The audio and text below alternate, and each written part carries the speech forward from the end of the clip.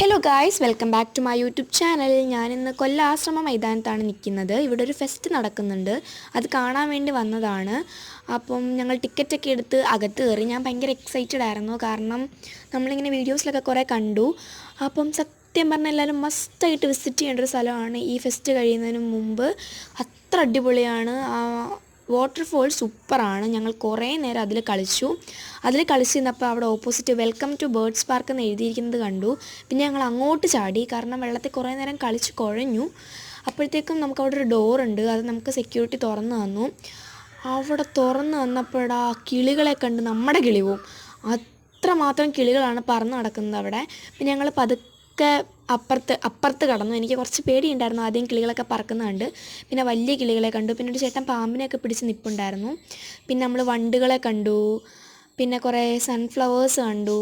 പിന്നെ പച്ചക്കുതിര, പൂമ്പാറ്റ, അങ്ങനെ കുറേ സാധനങ്ങൾ നമ്മൾ കണ്ടു. അത് കഴിഞ്ഞപ്പോൾ നമ്മളൊരു സീ ഡൈവറിനെ കണ്ടു. പുള്ളിക്കാരൻ മീനിൻ്റെ കൂടെ കളിക്കുമായിരുന്നു. അത് കഴിഞ്ഞപ്പം ഞങ്ങൾ മെർമെയ്ഡിനെ കണ്ടു. മെർമെയ്ഡാണെങ്കിൽ അങ്ങോട്ടും ഇങ്ങോട്ടും തേരാപ്പാര ഒഴുകി നടക്കുമായിരുന്നു. അങ്ങനെ അതിനെയൊക്കെ കണ്ടു കഴിഞ്ഞപ്പം അപ്പുറത്താണെങ്കിൽ വേറൊരു മെർമെയ്ഡ്, ദേ ഈ മെർമെയ്ഡിനെ കണ്ടോ, ഇതാണ് അവിടെ ഇരുന്ന് ഫോട്ടോ എടുക്കാൻ വേണ്ടിയുള്ള മെർമെയ്ഡ്. അത് ഐസ്ക്രീം കഴിക്കുകയായിരുന്നു. അതിനെ പോയി കുറച്ചൊരു ശല്യം ചെയ്തു. അതാണ് എന്ത് തേങ്ങയാണ് ഈ കാണിക്കുന്നതെന്ന് പറഞ്ഞാണ് ഞാൻ ഇരിക്കുന്നത്.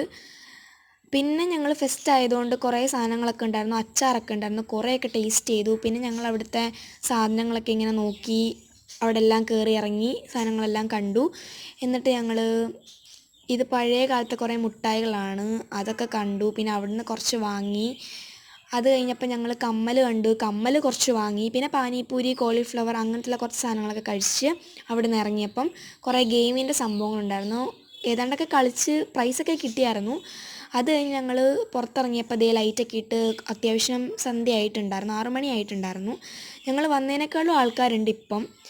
അങ്ങനെ ഞങ്ങൾ തിരിച്ച് വീട്ടിൽ പോകാൻ ഞങ്ങളുടെ കാർ അന്വേഷിക്കുമായിരുന്നു. അങ്ങനെ കാറൊക്കെ കണ്ടുപിടിച്ച് ഞങ്ങൾ തിരിച്ച് വീട്ടിലോട്ട് പോവാണ്. അപ്പോൾ എല്ലാവർക്കും ബൈ.